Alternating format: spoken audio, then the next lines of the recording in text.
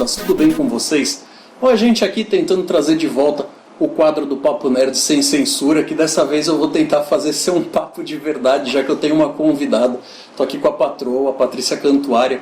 Vocês não vão ficar só com a minha cara falando na tela, vocês vão ver de fato uma conversa. Eu espero que vocês consigam se sentir parte disso aqui. Esse deve ser o último vídeo que eu vou soltar para vocês no canal esse ano. Então eu tô tentando fazer algo aí que a gente consiga ter essa troca. Depois eu quero o feedback de vocês para saber o que vocês acham desse formato e tudo mais. O que a gente vai falar hoje aqui?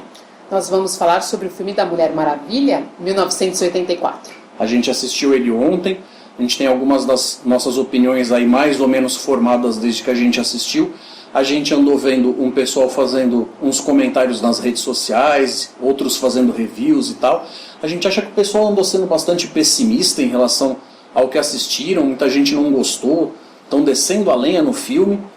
A gente não está aqui para defender o filme, não é como se o filme fosse perfeito, mas a gente tem uma visão, acho que um pouco de melhor apreciação do que a gente viu. A gente gostou um pouco mais, não achou tão ruim assim, e a gente agora vai falar sobre essas coisas no nosso papo aqui entre a gente não conversou antes, então eu não sei todas as opiniões dela e vice-versa.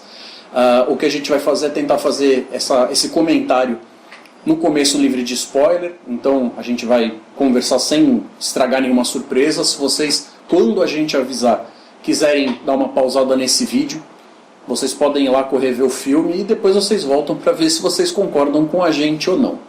Então, Patrícia, vamos lá. O que você achou do filme? É um filme bom, não é um filme excelente, não é o melhor filme que eu assisti em 2020, mas também não é o pior filme que eu assisti em 2020. É um filme médio. Eu acho que depende da sua expectativa, qual seria, né? A minha, eu não tinha expectativas, né? Dizem que a expectativa é a mãe da decepção. Então, como eu não tinha expectativas, eu só assisti com o coração aberto e eu gostei. Ele tem problemas, vários, que nós vamos comentar aqui, mas no geral, eu gostei do filme. É um filme legal de assistir. Eu até diria que eu tinha, sim, algumas expectativas, já que o pessoal faz bastante comparação entre os filmes da DC e os filmes da Marvel.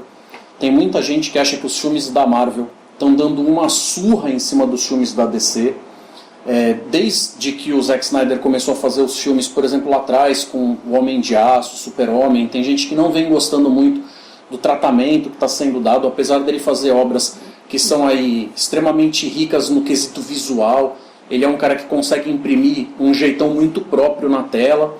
Ele fez a escolha do visual, do como é, então ele que ditou como é que ia ser o visual da Mulher Maravilha aqui. Lá atrás teve muita gente que não gostou da escolha da Gal Gadot, muita gente que achava ela muito magricela, um pouco condizente com a personagem, que deveria ser um pouco mais atlética ou musculosa mesmo e tal. Mas o filme que começou essa franquia específica para ela, o filme anterior, o primeiro filme da Mulher Maravilha, foi um filme muito bom. Sim. Ele estava destoando, inclusive, em termos de qualidade, de outros filmes que a DC estava fazendo. Se você for ver ali o próprio Esquadrão Suicida, o Batman vs Super-Homem, Liga da Justiça, você vai ver que ele é um filme que se destacou numa série de aspectos.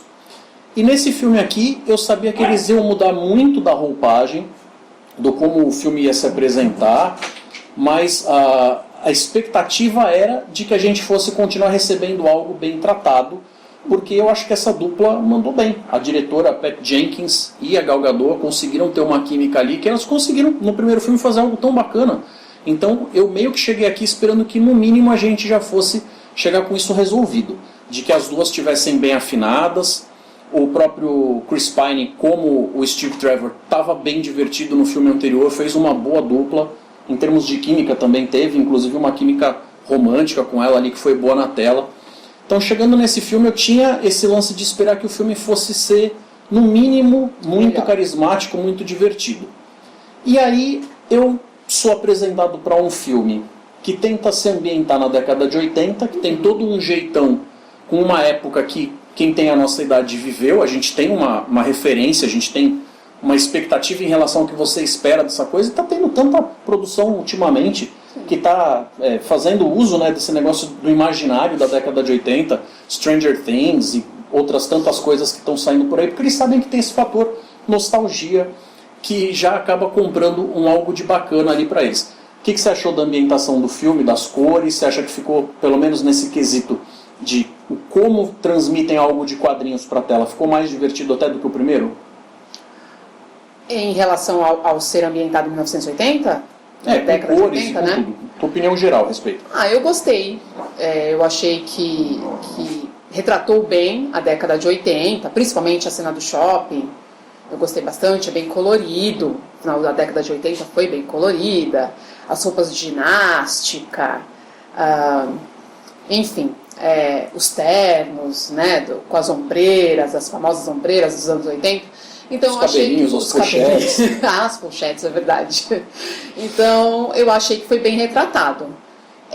Eu, particularmente, achei que, depois, né, para não entrar nos spoilers, a gente conversa mais, mas eu achei que, por uma razão específica, eles passaram muito tempo, talvez seja até por isso que o pessoal anda reclamando do filme ser lento, arrastado, e particularmente eu acho que ele tem problema assim com isso, mas uma das razões, na minha opinião, é porque eles ficaram, por uma razão específica que não vamos dizer qual agora, muito tempo nessa parte dos anos 80, da explicação, vamos dizer assim, dos anos 80.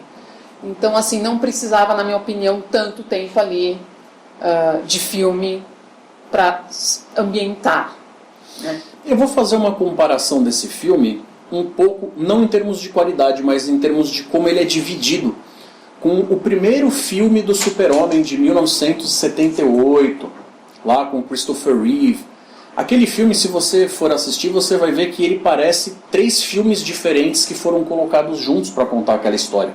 Então você primeiro tem a parte onde você tem a chegada do Super-Homem, você tem a parte de Krypton, aquele negócio todo, você tem contando a origem dele, realmente da parte alienígena dele até ele chegar, enquanto uma criança que é encontrada naquela nave que parece meio que um meteorito e tal, os Kent chegando lá, pegando ele, adotando. Então assim, o filme ele toma o seu tempo para te contar aquela história, ele não apressa aquilo, por mais que já fosse um personagem muito popular e tal, eles não assumem que você conhece aquela história. Okay. Eles fazem com que você deguste o que está sendo mostrado ali. Depois você tem um período onde ele tem toda uma fase de sair de Smallville, né, ir para a cidade grande, ele está se adaptando, ele demonstra muito esse negócio de ser o peixe fora d'água, até que de fato ele acaba se tornando o Super-Homem. E aí você teria essa terceira parte onde, naquele filme, apesar de o vilão ser sim o Lex Luthor, ele não chega a enfrentar o Lex Luthor como uma ameaça direta, mas você tem o negócio lá das bombas atômicas, você tem ele fazendo uma corrida contra o tempo com um míssil indo para cada lado e tudo mais. Mas o que tem a ver esse exemplo com o que a gente está vendo aqui? Esse filme aqui ele é um filme que tem seus momentos bem definidos. Então a gente, de novo, sem spoilers, mas a gente vai ter um momento que vai tratar de uma fase específica da vida da personagem. Depois a gente vai ter uma outra parte onde você vai apresentar o mundo em que ela está inserida agora. Vai te trazer todas as diferenças que ela acabou tendo que se acostumar desde que ela estava colocada no mundo, quando ela veio do lugar dela junto com as Amazonas para viver o mundo que estava, que naquela versão ali ela era o peixe fora d'água, agora ela já está há décadas vivendo essa vida. Então você vê o que ela está fazendo, que ela tem um emprego, que ela tem amigos, que ela tem pessoas, ela tem coisas em volta dela que constituem uma vida mesmo, e é justamente dessa vida que ela tem que vão ser pinçados, ou pinçada, uma das personagens que depois vai se tornar uma das vilãs do filme. E eles realmente tomam o tempo deles para te mostrar que essa personagem, a vilã, no caso a Kristen Wiig, ela também tem o seu tempo de desenvolvimento de tela. O que muita gente está colocando é que esse tempo talvez tenha sido mais longo do que precisa. Não, concordo. Quando eu estava dizendo, não era exatamente sobre essa personagem. A gente vai depois comentar. Eu acho que o tempo de tela dos vilões foi bom, até para construir melhor o personagem. Eu gostei da construção dos personagens, dos vilões. Gostei bastante, gostei também dos atores. Eu achei que eles mandaram muito bem. Não tenho reclamações quanto a isso. Eu acho que talvez não foi exatamente o tempo que foi desperdiçado com os vilões, não acho isso, mas a forma que acabaram, as cenas que acabaram escolhendo. Por exemplo, a amizade entre as duas. Foi muito pouco tempo essa parte, para acabar alongando uma outra parte que não era necessária, com outros personagens, eu digo. Então, enfim, mas a caracterização, o mostrar quem eram os vilões e o porquê eles se tornaram vilões, eu não tenho reclamações quanto a isso. Em relação aos vilões em si, o meu pensamento é o seguinte: eu acho que eles têm motivações que a gente consegue entender. Se cada um vai gostar ou não é outra conversa, mas eu acho que são motivações que dá pra gente entender sim. E nesse tempo a gente consegue sacar bem qual é que é as duas coisas, as duas motivações diferentes, que acabam tendo uma ligação entre elas, porque uma meio que depende da outra. Mas eu acho que eles fizeram a coisa de um jeito que lembrou um pouco aquele cinema galhofa da década de 80. Concordo. Nesse aspecto, se fosse para comparar com algum filme do Super-Homem, eu já compararia mais com o Superman 3, onde ele enfrenta um personagem que tem muita semelhança com o Brainiac, mas eles usaram um caminho completamente diferente. Eles fizeram um caminho muito mais cômico naquele filme, tem um ar muito mais leve, mas tem algumas coisinhas ali que beiram o bobinho, sabe? Fica aquele negócio de bem filme para família que você pode assistir com a criança, que a criança... Se você vai gostar ou não, de novo, é outro papo. Mas o que acaba acontecendo? É um filme leve, é um filme que você vê que eles não tentam justificar as coisas de uma forma super pesada. E foi bem o que eu senti aqui.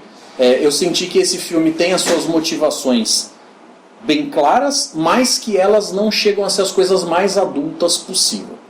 Então, os personagens são agradáveis, os atores estão muito bem, e aí a gente tem que falar um pouco sobre a resolução, sobre como é que o filme acaba. Então, você achou satisfatório o final do filme? Veja bem, eu gostei da ideia, eu gostei da mensagem. Eu acho, inclusive, que a mensagem foi uma ótima escolha devido à sociedade que a gente está vivendo hoje. A forma que eles fizeram, a forma que eles passaram a mensagem, principalmente o final, é que eu não gostei. E aí eu concordo com você sobre esses filmes de anos 80, mais pra família, mais... eu não vou dizer nem leve, mais bobinho. Eu achei o mais final... água com açúcar. Sabe assim, o final mesmo ali, muito bobinho. Eu esperava mais da mensagem, já que estavam construindo essa mensagem, eu esperava um final diferente, confesso a você. Então, a minha reclamação maior do filme é o final bobinho e esse tempo que realmente eu achei que poderia ter sido menor o filme, ou então ter sido distribuído de uma forma diferente. Bom, eu acho que agora a gente já pode pular para a parte com spoilers, a gente vai ficar mais tranquilo de fazer os comentários, a gente vai poder dar nome aos bois, né? Então, vamos lá. Uma das dúvidas que o pessoal tem, às vezes, quando a gente trata de uma produção que envolve a Mulher Maravilha é: vai ter o jato? Teve o jato. Se a gente gostou da explicação do jato...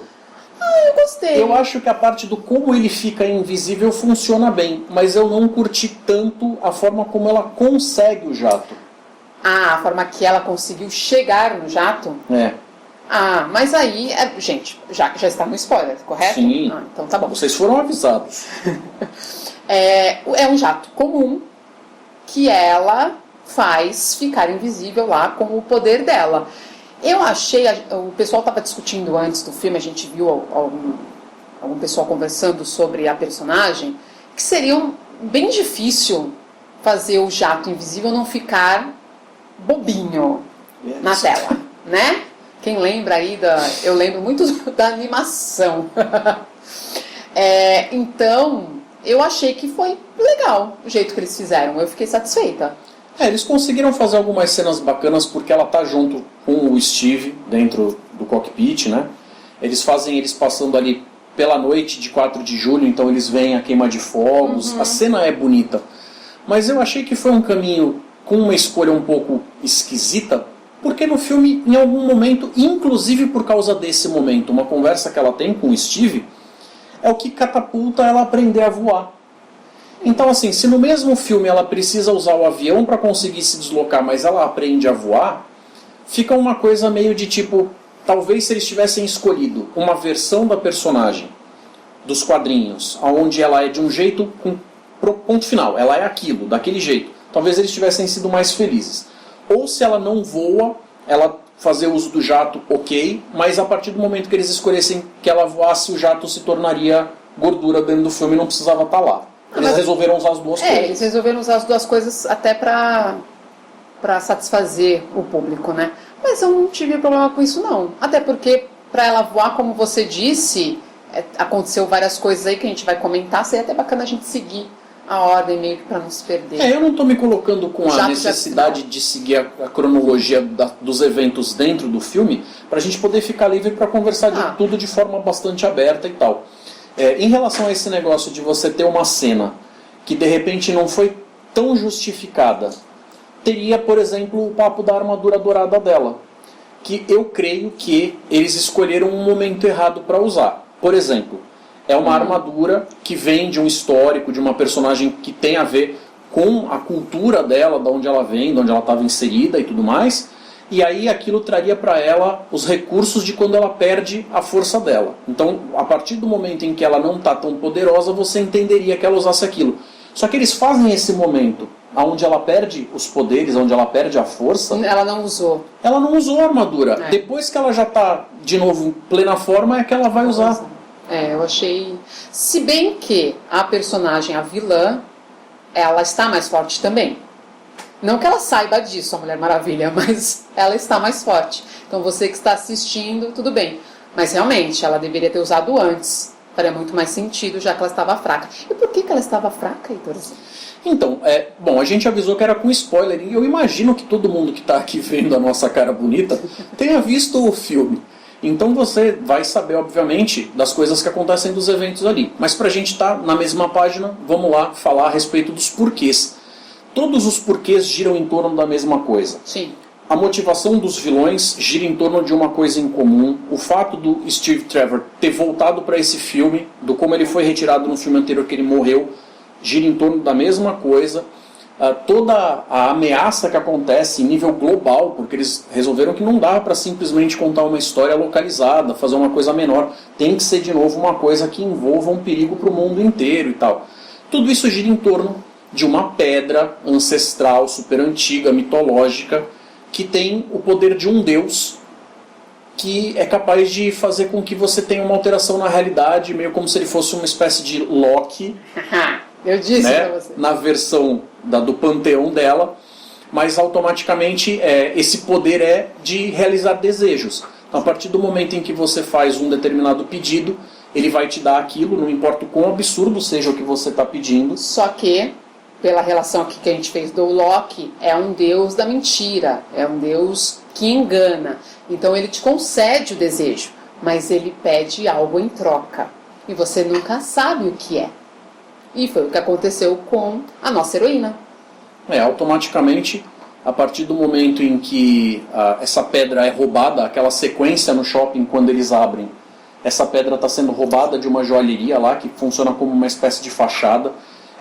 Tem um pessoal que faz esse trâmite, esse trânsito de peças que são desviadas de lugares que deveriam ir para museus ou qualquer coisa do gênero. Então tem uma galera que já chega lá meio sabendo o que está acontecendo, pegam uma série de artefatos e acabam pegando essa pedra. Então o FBI acaba pedindo para o museu, para a personagem da Kristen Wiig, que vai virar a Mulher Leopardo, dar uma olhada e poder ajudar eles na investigação. Quando eles começam a analisar isso, ela junto com a Diana que lê aquelas frases em língua antiga e tal, ela começa a entender que aquela é a tal pedra dos desejos, mas eles encaram aquilo como um negócio de camelô, eles não fazem ideia. Elas não levam a sério a pedra, né? Quem levaria? Então, e é por isso mesmo que as duas fazem o pedido. Então, assim, eu vi também um pessoal reclamando que a personagem, tudo que ela faz, né, a Diana, é com base na saudade, na falta do Steve, né, o nome dele, gente, eu sou péssima para nome. Steve. Enfim, do namorado que ela perdeu. Eu não concordo com a crítica, porque vamos analisar. Isso não diminui ela. Não, né? diminui ela em nada. Ela é uma heroína, mas imagina quantos anos ela passou sozinha, quantos amigos ela viu e ela teve que perder, e ela escondida ali, né? Ela não se identifica, tanto que na cena do shopping, a primeira coisa que ela faz é quebrar as câmeras para ninguém gravá-la, né? Não registrar a presença dela. Então ela está escondida. Quantos amigos que ela perdeu, e ela sente falta do amor da vida dela. Então, na brincadeira ali de segurar a pedra, ela pensa nele e recebe. E ela vai receber ele, né? Só que tem a pegadinha. Ele acaba vindo no corpo de uma outra pessoa, que todo mundo vê como sendo aquela pessoa, mas ela vê como sendo o Steve. Ele acaba tendo que convencer ela através de coisas que, falando pra ela, ela vai reconhecer. Então, eu entendi de outra forma. Assim, ela vê aquele indivíduo que a gente não sabe o nome, e no começo, né? E aí ele começa a falar as frases que ela vai relacionar que é o Steve. Ele meio que convence ela de que ele é ele. A partir do momento que ele convence ela, até pelo amor que ela sente, ela diz pra ele, inclusive, eu só consigo ver você. Então é mais pelo sentimento que ela tem do que não enxergar a outra pessoa. E isso acaba tendo toda a motivação para os outros dois vilões, já que a gente viu a Bárbara Minerva, não é esse o nome da Mulher Leopardo? Ela é uma mulher super competente, tem vários doutorados em áreas diferentes, mas o que acaba acontecendo é que ela é uma pessoa que tem uma vida socialmente pouco ativa, as pessoas não lembram bem dela, não associam ela como sendo alguém que vale a pena lembrar, ter carinho por ou respeito. Ela acaba pedindo para ser como a Diana. Então isso acaba fazendo com que ela acabe se tornando uma super pessoa. Ela não sabe, né, que a Diana é uma super heroína e tem os seus poderes, então ela acaba recebendo isso também. Aliás, eu acho que aí vem a crítica, né, que o filme está tentando fazer, a mensagem que ele quer passar, que a nossa sociedade, veja bem, uma pessoa com doutorado e todas as que ela estudou, ela tinha vários doutorados, né? Não davam valor a ela porque ela não tinha a aparência que a sociedade diz que uma mulher... Não tinha confiança o suficiente, não acreditava em si mesma, não tinha o porte. Que uma mulher deveria ter. Então até aparece ela andando lá de salto alto, a coitada não conseguindo, né, se equilibrar, porque, gente, não é fácil. E depois, quando ela aparece, ela está empoderadíssima. Exatamente. Então já tem aí uma amostra da mensagem, e a mesma coisa com o outro vilão. A parte da motivação dela meio que para por aí. É como se fosse assim, ela não pediu muito, ela só pediu para ser especial. Ela só pediu... E ela não quer perder isso. A partir do momento em que ela se vê como sendo especial, é só o que ela não quer perder. O outro vilão, que é o Maxwell Lord, ele começa como sendo um cara que faz falcatruas e tenta o possível para conseguir vencer na vida, aquele negócio todo, até que ele descobre, ele estuda o papo sobre essa pedra, vai correr atrás dela, ele sabe a importância que essa pedra tem, e ele pede para ser a pedra, ele quer ter a função que a pedra tem. Então não é como se ele estivesse pedindo um desejo, ele vai usar os desejos dos outros para conseguir pedir o que ele quer em troca. Ele quer ser o mais poderoso de todos, né? De todo mundo. Você vê acaba ficando um pouco aquele negócio meio Pinky Cérebro, né? Sim, vamos conquistar o mundo. Ele não tem um bom motivo nisso. É um lado bobinho. Porém, eu acho que pro final do filme, que eles mostram inclusive a retrospectiva, né? A passagem, ele tá vendo lá a vida dele. E mostra como a vida dele foi difícil, ele assiste o pai batendo na mãe, o pai vivia brigando com ele, enfim, ele não tinha essa família, né, para dar um sustento. E aí mostra, porque esse é um dos problemas dele, eu acho que é o que faz ele perder aí o controle e querer o poder de todo mundo, é porque ele quer não se sentir um fracassado, porque a sociedade o vê como fracassado. E interessante ele não consegue certas como coisas. O filme coloca que ele tem um filho, ele é obviamente divorciado, ou não chegou a se casar, mas ele tem o dia da guarda, onde ele fica com o filho, e ele tenta fazer aquilo para tentar ganhar o respeito do filho a todo custo. E aí no final, eles ainda colocam como se o filho virasse para ele e falasse, mas você não precisa disso, eu já te amo.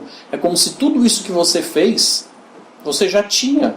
Desde o começo, você queria tanto fazer tudo isso para eu te amar, e você quase perdeu por todas as cacas que você acabou fazendo para conquistar o que você já tinha. Então eu acho que realmente o filme tem algumas pequenas mensagens que são interessantes. Talvez em alguns pontos ele seja um pouco piegas, talvez Sim. em alguns pontos um pouco arrastado. Em relação aos efeitos especiais, eu acho que vale citar que tem algumas cenas lá que não ficaram a coisa mais primorosa, mas eu não acho que não tem nenhuma cena que estrague. Não. Que você fale, nossa, como ficou horrível. Não. As cenas eu acho que dela, como mulher leopardo, né? Como mulher leopardo, no final ficaram um pouco esquisitas, mas nada assim que me tirasse do filme. Quando escolheram essa atriz para fazer essa personagem, muita gente torceu o nariz dizendo, mas o que ela tem a ver? Não casa, não combina. E eu acho que realmente no filme ela tá super bem, porque o lado da mulher leopardo é o que menos importa naquele personagem. Quando ela de fato se transforma, que ela fica peluda, que ela fica animalesca e tudo mais, que é justamente a parte onde você talvez não tenha achado que os efeitos tenham colaborado tanto, ainda assim a cena consegue passar exatamente o que ela precisava. E aí a gente acaba precisando falar sobre as sequências de ação, que a gente teria vários momentos onde tem ação, mas sempre são 3 grandes momentos, né? O momento do shopping, que é um momento bem deles fazerem a coisa divertida, fluida, lembra muito o clima que eles colocaram no filme do Shazam, uma coisa assim meio, sei lá, talvez com cara de quero ser grande, alguma coisa mais infantil. É uma das melhores cenas que remete aos anos 80 e tem a ação. Depois eles acabam indo enfrentar o Maxwell Lord quando ele vai lá pro lado das Arábias, né, na parte das dunas, aquele negócio todo, para correr atrás do negócio do petróleo. A gente tem mais uma sequência ali. Eu achei que aquela sequência não ficou ruim, eu só acho que ela não combina muito com a personagem da Mulher Maravilha. Eu acho que talvez fosse uma cena que ficasse mais interessante num filme do Velozes e Furiosos, sei lá. Mas talvez pelo fato dela já estar começando a ficar fraca.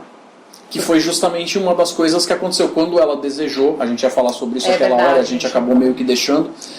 O fato dela ter desejado o Steve Trevor, poder vê-lo de novo e tudo mais, cobra o poder dela, a força que ela tem. Então, com o passar do filme, eles vão dando algumas pistas, que nem naquela parte onde ela vai mexer no cadeado, que em outro momento seria algo muito trivial dela conseguir arrancar. O negócio dá um trabalhão para ela ali. E você vê com o passar do tempo que ela já não está com o mesmo pique, o mesmo ânimo, até que quando disparam nela, ela sangra. Sim. Né? E logo depois, que acho que é a terceira cena que você talvez vai dizer, que é a da Casa Branca com a Mulher Leopardo, ela toma uma bela de uma surra. Né? Uma Mulher Maravilha. Mas ela estava fraca. O próprio Maxwell Lord, o que seria cobrado dele, porque ele faz um pedido. Apesar dele se tornar a pedra, ele faz o pedido de se tornar a pedra. Sim. Meio que isso vai custando a saúde dele, né? Sim, é verdade. Você vê que ele vai se deteriorando, o olho dele vai ficando bastante vermelho, ele vai começando a tossir, sangrar pelo nariz. A ideia dele é que, como agora ele é a pedra, ele toca na pessoa, a pessoa faz o pedido e ele recebe. Ele diz o que ele quer em troca, já que ele é a pedra. Né? Então a ideia dele, com o passar do tempo, quando que ele só pode tirar algo que a pessoa tem. Sim, então.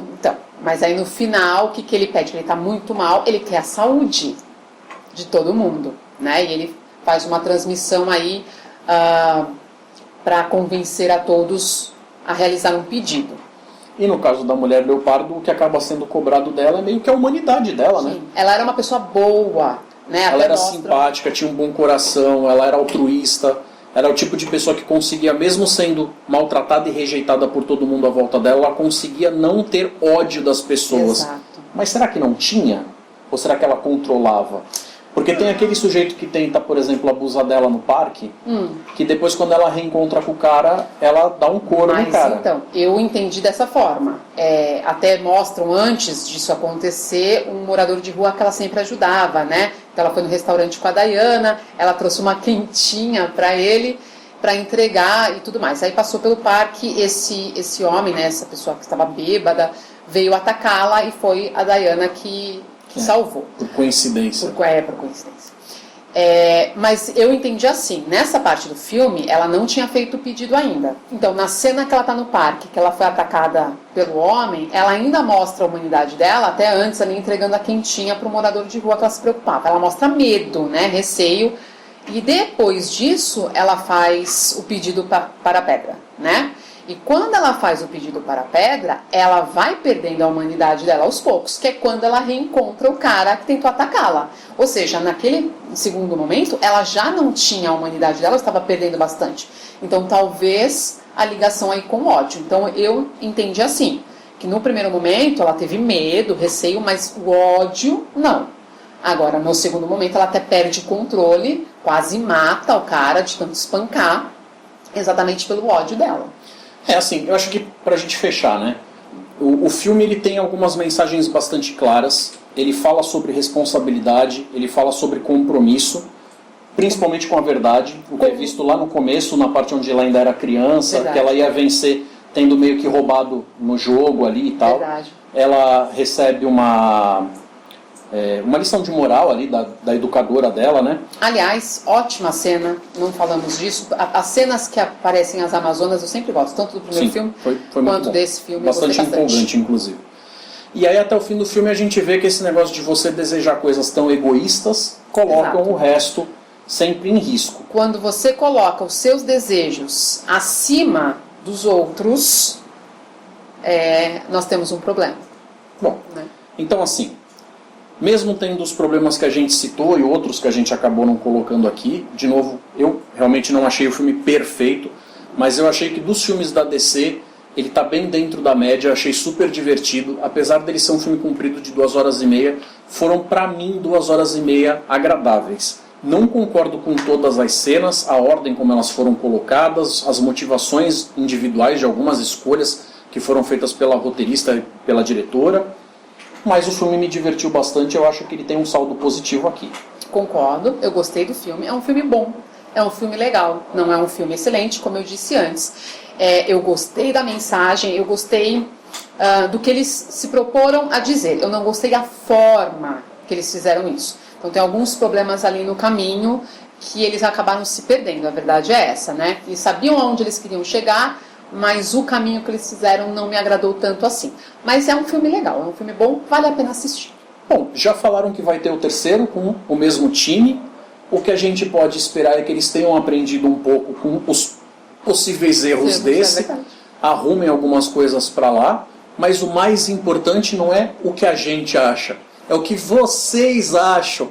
Então deixem nos comentários as coisas que vocês tiveram como as impressões de vocês, as opiniões, se vocês curtiram, se vocês não curtiram, o que vocês curtiram, o que vocês odiaram, se vocês acham que nós dois somos dois tremendo bobão por ter achado que o filme não foi tão podre assim, mas peguem leve.